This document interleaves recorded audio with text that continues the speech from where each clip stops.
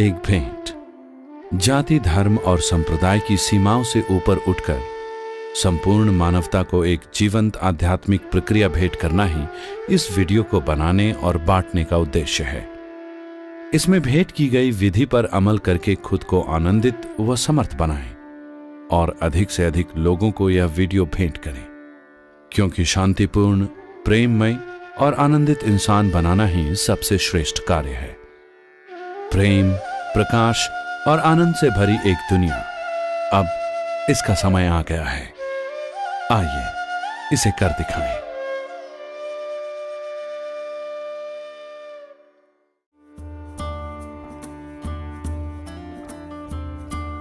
ईशा क्रिया इस धरती पर उपस्थित हर व्यक्ति को आध्यात्मिकता की कम से कम एक बूंद प्रदान करने के आंदोलन का एक हिस्सा है।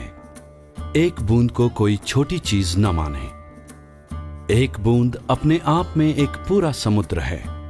यह खुद की परम क्षमता तक पहुंचने का एक शक्तिशाली उपकरण है।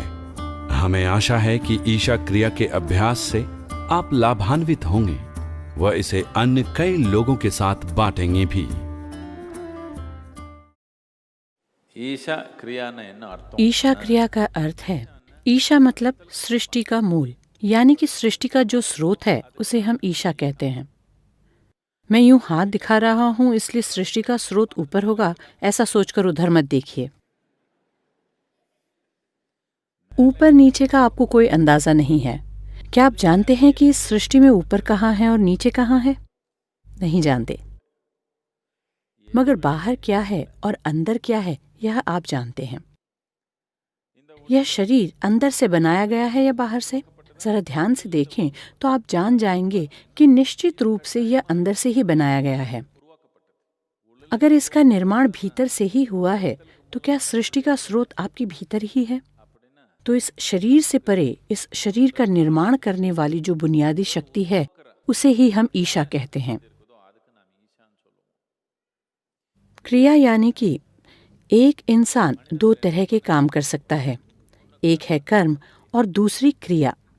कर्म यानी हम कोई काम शरीर से करें, मन का उपयोग करते हुए करें, अपनी भावनाओं का उपयोग करते हुए करें, ऐसे काम को कर्म कहते हैं। इससे हमारा भला भी हो सकता है या फिर कई तरीके की मुसीबतें भी आ सकती हैं।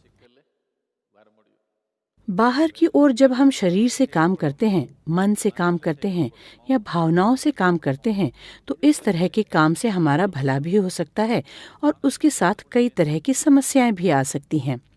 अपनी भलाई के लिए ही आपने सारे काम शुरू किए, लेकिन उसी में तो सारी मुसीबतें भी आई ना। अपनी भलाई के लिए ही आपने अपनी फैक्ट्री खोली, अब उसी के कारण ब्लड प्रेशर हो रहा है ना। अपनी भलाई के लिए ही आपने शादी की और अब वहीं हर तरीके की चीजें हो रही हैं।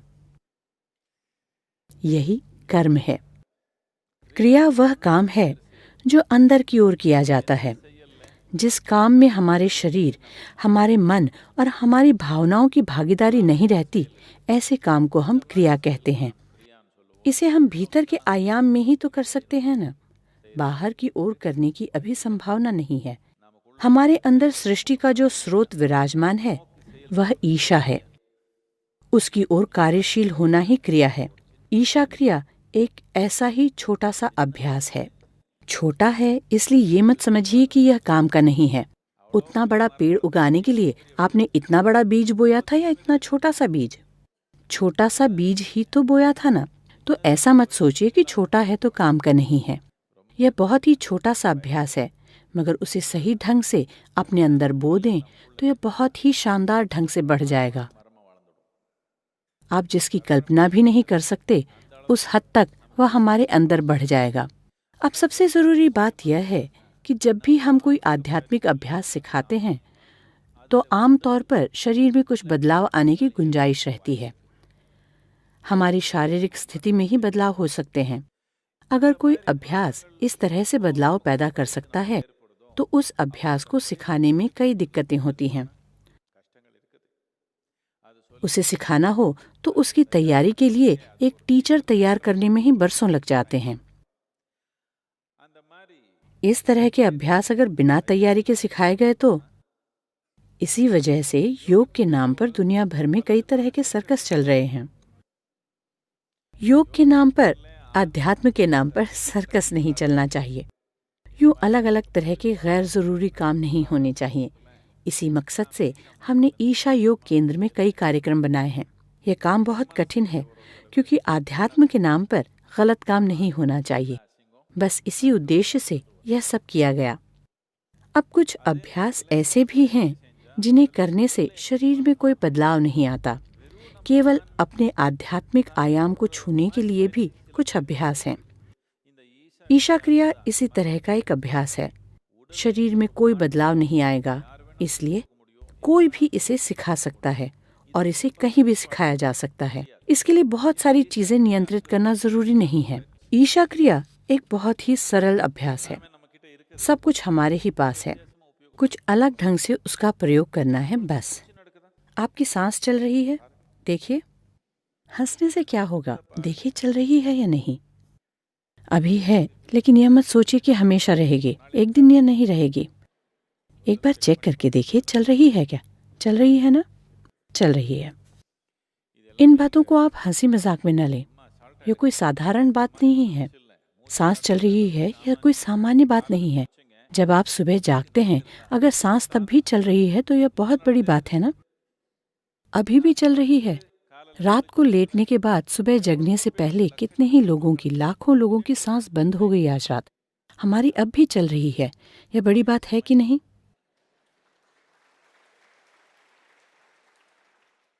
क्या ये छोटी बात है? बहुत बड़ी बात है कि नहीं? तो इसे हल्के से न लें। सांस चल रही है, यह कोई मामूली बात नहीं है। अब यह सांस अंदर आई, बाहर गई, अंदर आई, बाहर गई, अंदर आई, बाहर गई।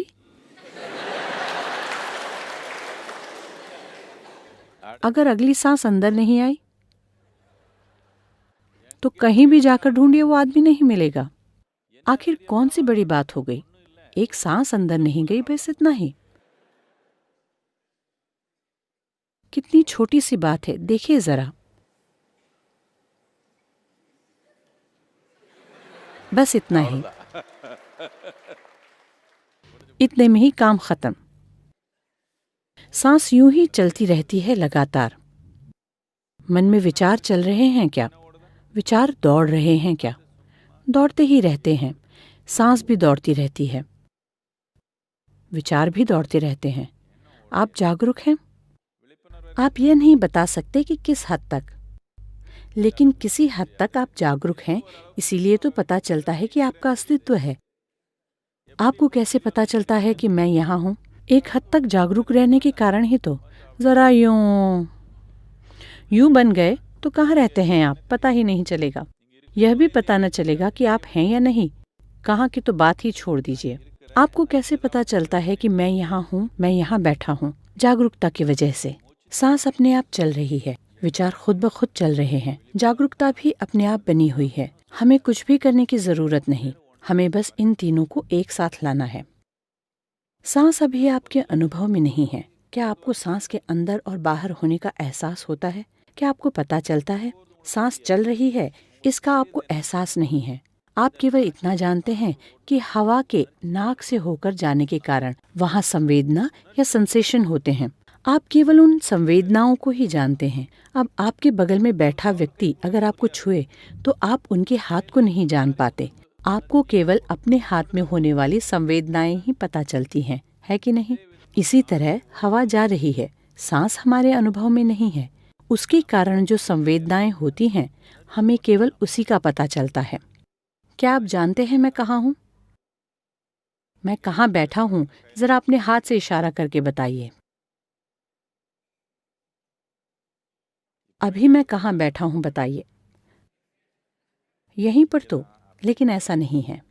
यह प्रकाश मेरे शरीर पर पड़ रहा है, यहाँ से रिफ्लेक्ट होकर आपकी आंखों के अंदर जा रहा है, फिर लेंस से गुजरकर रेटिना के ऊपर उल्टा चित्र बन जाता है। यह सारी कहानी आपको पता है ना कि कैसे चल रहा है? अब मैं कहाँ हूँ? आपके अंदर ही हूँ। मेरी बातें कहाँ सुनाई दे रही हैं? आपके अंदर ही सुनाई दे रही हैं। सारी दुनिया आपने कहाँ देखी? अपने अंदर ही देखी। तो फिर आपने बाहर क्या देखा? आप बाहर देख नहीं सकते, आप बाहर सुन नहीं सकते, बाहर आप सूंघ नहीं सकते, छू नहीं सकते, कुछ भी नहीं। आपके साथ जो भी अनुभव हुए सब आपके अंदर ही हुए। बाहर का अनुभव नाम की कोई चीज हमारे लिए है ही नहीं, लेकिन हमारा सारा ध्यान बाहर की ओर है। अब इस ईशा क्रिया में पहली चीज है आपकी सांस। इस सांस को हम योग में कूर्म नाड़ी कहते हैं। कूर्म नाड़ी से मतलब है यह एक रस्सी जैसी है। आपको और आपके शरीर को बांधकर रखने वाली रस्सी है कूर्म नाड़ी। आपकी सांस को अगर मैं यूं निकाल लूं तो आप और शरीर अलग अलग गिर पड़ेंगे या नहीं? अलग अलग गिर पड़ेंगे या नहीं? यही पहला भ्रम है। यहाँ दो जने हैं, लेकिन ऐसा व्यवहार कर रहे हैं मानो एक ही व्यक्ति हो। अगर मैं आपकी सांस खींचकर निकाल दूं, तो यह शरीर यहाँ गिरेगा, आप कहीं और। अलग अलग बंट जाएंगे। दो हैं, लेकिन एक होने का ड्रामा चल रहा था। इस कूर्म नाड़ी को या इस सांस को खींचकर निकालने पर दोनों जने अलग अलग हो जाएंगे ना? फंस जाएंगे ना? फंसेंगे या बच निकलेंगे? पता नहीं, लेकिन दो बन जाएंगे। एक होने का दिखावा करने वाले दो बन जाएंगे। शादी की तरह है यह। दो लोग एक होने का दिखावा करते हैं, जरा खींचने पर दो हो जाएंगे। अब इस कूर्म नाड़ी यानी इस सांस के साथ हमें जरा सफर करना होगा। अब जब पता ही नहीं है कि वह कहाँ रहती है, तो उसके साथ कैसे जाएंगे? इसके लिए उसके साथ जाने के लिए हमें करना यह है कि हमारे विचार चलते ही रहते हैं। अब हमें करना यह है कि सांस और विचार को आपस में जोड़ दें। दोनों को जोड़ने पर विचार जहाँ जाता है वहाँ तक हम सांस के साथ जा सकते हैं और आ सकते हैं। लेकिन सांस के साथ विचार को जोड़ने के लिए, इन दोनों को साथ रखने के लिए उसमें जागरूकता का समावेश करना जरूरी है। अगर इन तीनों को एक साथ जोड़ दिया जाए तो इसे संभालना बहुत आसान हो जाएगा। इसके साथ हम कौन सा विचार मिलाएं? अब यह शरीर जब यह पैदा हुआ यह ऐसा नहीं था, इतना छोटा था, अब इतना बड़ा हो गया। कैसे? क्या क्या खाया आपने? रोटी, चावल, दाल, समोसा, सब कुछ जुड़ जुड़कर ऐसा बन गया। मैं नहीं, आप।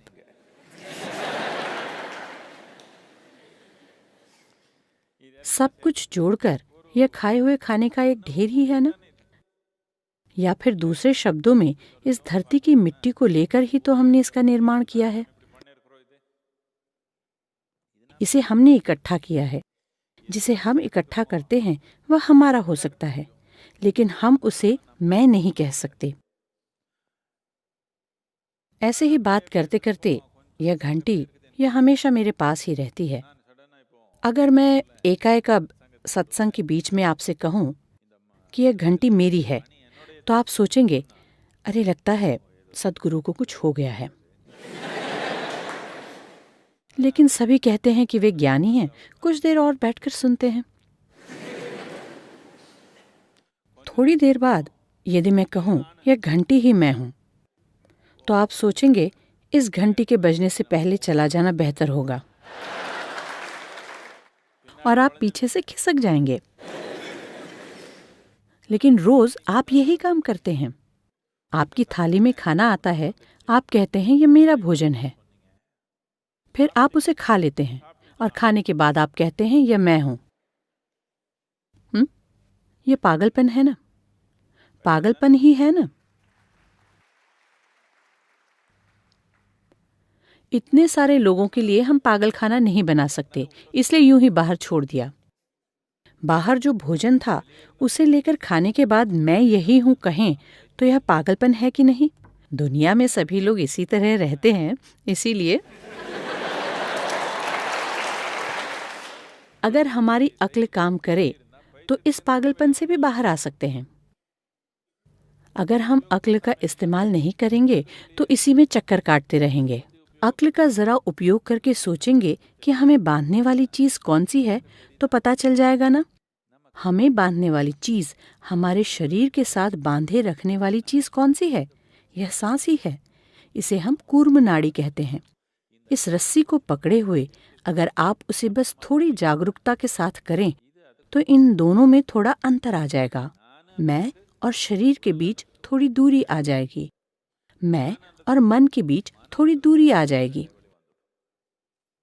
जब मेरे और शरीर के बीच में, मेरे और मन के बीच में जरा दूरी आ जाती है, तब मैं अपने शरीर और मन का पूरी तरह से उपयोग कर सकता हूँ। अभी ऐसा नहीं है। उसमें उलझे रहने की वजह से उनका उपयोग करने में ही डर लगता है। उनका उपयोग करने में एक बड़ा डर इस बात का लगा रहता है कि कहीं यह चला न जाए। इन दोनों के बीच थोड़ी दूरी रहे तो हम इस शरीर और इस मन का चाहे जैसे उपयोग कर सकते हैं। इस दुनिया में सफल कौन होता है? जिस इंसान में इस शरीर और मन का पूरी तरह से उपयोग करने की क्षमता हो, उसी को कामयाबी मिलती है। यही नहीं, अगर हमारे जीवन में दुख आए हैं तो वे कहाँ से आए हैं? दुख शरीर में होता है या मन में होता है? किसी और तरह का दुख पता है आपको? और किसी भी तरह का दुख जानते हैं आप? केवल दो ही तरीके हैं। दुख या तो शरीर में होता है या मन में। दुख या शरीर के जरिए आ सकता है या मन के जरिए आ सकता है।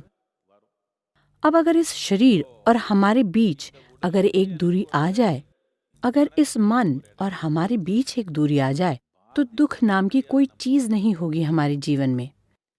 जब हमारे अंदर दुखी होने का डर नहीं होता, केवल तभी हम पूरी तरह से अपना जीवन जी सकते हैं।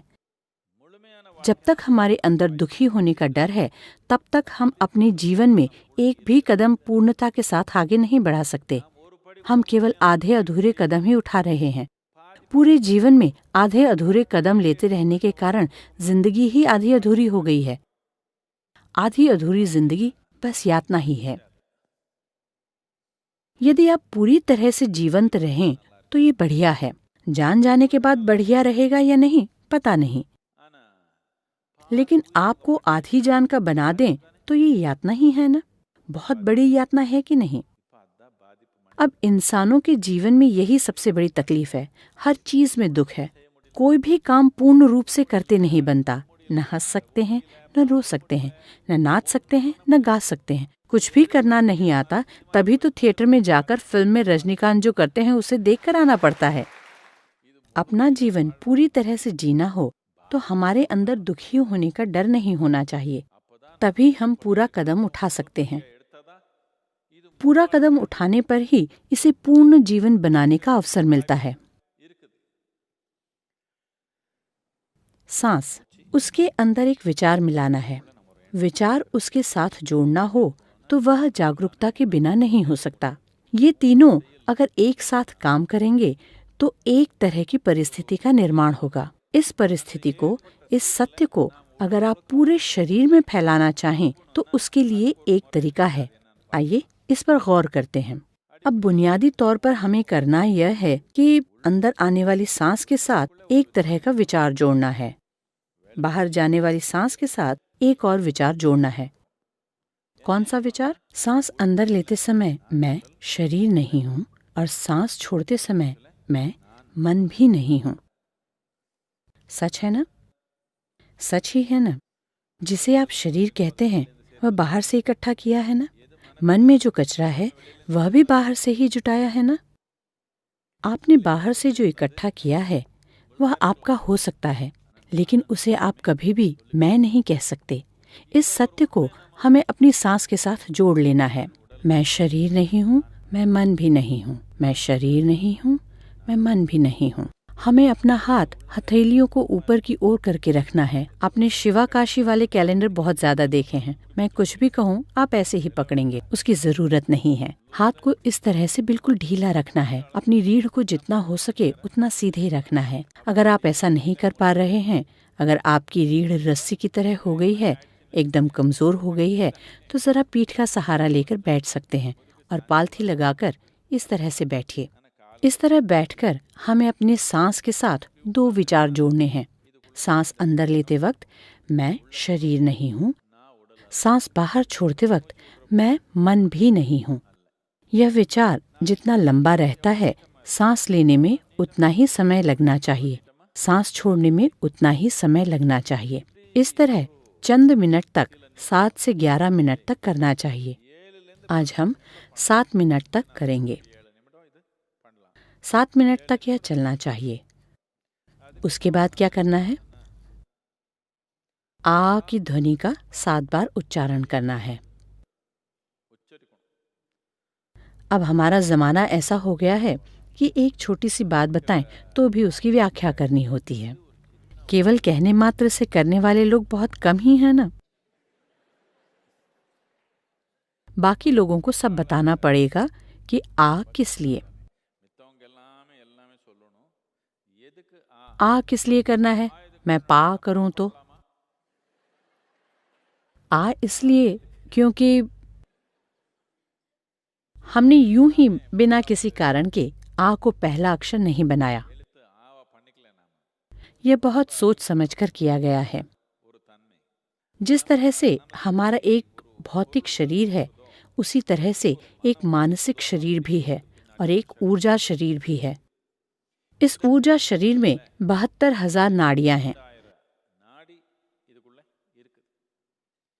ये 72,000 नाड़ियां 114 जगहों पर मिलकर फिर बंट जाती हैं। इसे एक जंक्शन बॉक्स ही समझ लीजिए। सब जगह बिजली प्रवाहित हो रही है, जगह जगह पर जंक्शन बॉक्स लगे हुए हैं। इस तरह 114 जंक्शन बॉक्स हैं। इनमें 112 शरीर के अंदर हैं, 2 शरीर के बाहर हैं। इन 114 जंक्शन बॉक्सों में ये नाड़ियां मिलकर फिर बंट जाती हैं। लेकिन सिर्फ एक जगह ऐसी है जहां सभी 72,000 नाड़ियां आकर मिलती हैं और फिर बंट जाती हैं।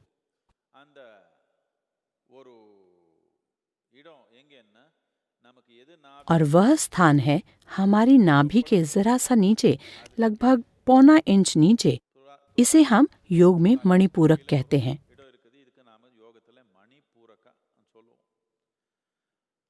114 जंक्शन बॉक्सों को हम चक्र कहते हैं। 114 चक्र हैं। इनमें से यह एक चक्र है। सिर्फ इस मणिपूरक चक्र में 72,000 नाड़ियां मिलकर फिर बंट जाती हैं। अगर आप आ शब्द का उच्चारण करते हैं तो आप देखेंगे कि उसके कंपन आपकी नाभि के करीब 1.25 इंच नीचे शुरू होते हैं और शरीर में हर तरफ फैल जाते हैं। इसे अनुभव करके देखिए। अपनी आंखें बंद कीजिए, अपनी रीढ़ को सीधा रखिए, आ शब्द का उच्चारण कीजिए और कंपनों को महसूस कीजिए।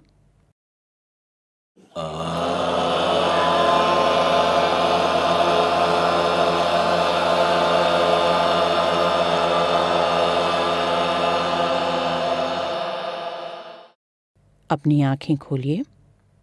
आप देखेंगे कि कंपन आपकी नाभि के 1.25 इंच नीचे से शुरू होकर पूरे शरीर में फैल रहे हैं। यह एकमात्र ऐसी ध्वनि है जो कंपनों को पूरे शरीर में फैलाती है। हम कोई चीज बनाते हैं और उसे पूरे शरीर में पहुंचाने की इच्छा करें तो हमें उसे इसी स्थान पर ले जाना होगा। जब आप माँ के गर्भ में थे, उस समय आपको उनकी सारी शक्ति जो मिली उसे मुंह में डाला गया था क्या? कहाँ डाला गया था? नाभि में, है ना? वहां पर ऐसी एक शक्ति मौजूद है। वहां मणिपूरक चक्र होने के कारण वहां जो भी चीज आती है उसे पूरे शरीर में पहुंचाया जा सकता है। अब हमारे अंदर जो भ्रम है, यानी 2 जने हैं लेकिन वे एक व्यक्ति की तरह नाटक कर रहे हैं, इस भ्रम से बाहर निकलना है तो सांस के अंदर इस विचार को, इस जागरूकता को मिला देने पर थोड़े ही दिनों में इसके और उसके बीच थोड़ी दूरी आ जाएगी। हाय, शरीर चला जाएगा क्या? शरीर कहीं नहीं जाने वाला। आप शरीर का अच्छी तरह उपयोग कर सकते हैं। किसी भी चिंता के बिना शरीर का उपयोग किया जा सकता है। किसी भी चिंता के बिना मन का भी पूरी तरह से उपयोग किया जा सकता है। अंदर आने वाली सांस में मैं यह शरीर नहीं हूँ और बाहर की सांस में मैं यह मन भी नहीं हूँ। इसे मैं आपके साथ साथ बोलता जाऊंगा। जैसे जैसे मैं कहता जाऊं वैसे वैसे आप करते जाइए। उसके बाद जब मैं आ कहूं तब 7 बार आ का उच्चारण करना है। इस क्रिया का अभ्यास करते समय आप अपने चेहरे को जरा सा ऊपर करके बैठें, आंखें बंद रहें और आपकी हथेलियां ऊपर की ओर हों। अगर आप चेहरा जरा सा ऊपर उठाकर बैठेंगे तो आपका ध्यान अपने आप भौहों के बीच में केंद्रित हो जाएगा। आपको बड़ी तीव्रता के साथ ध्यान लगाने की जरूरत नहीं है। भौहों के बीच में फोकस या कंसंट्रेशन करने की जरूरत नहीं है। अपनी आंखें बंद करके चेहरा ऊपर उठाकर बैठें तो ध्यान अपने आप वहां लग जाएगा। इस हद तक हल्का ध्यान लगाकर हमें यह अभ्यास करना है। जब मैं आ कहूं तो उसके पीछे आपको भी 7 बार आ कहना है और उसके बाद बस थोड़ी देर आंखें बंद करके बैठना है। आंखें खोलने का निर्देश मिलने तक आंखें बंद किए हुए ऐसे ही बैठना है।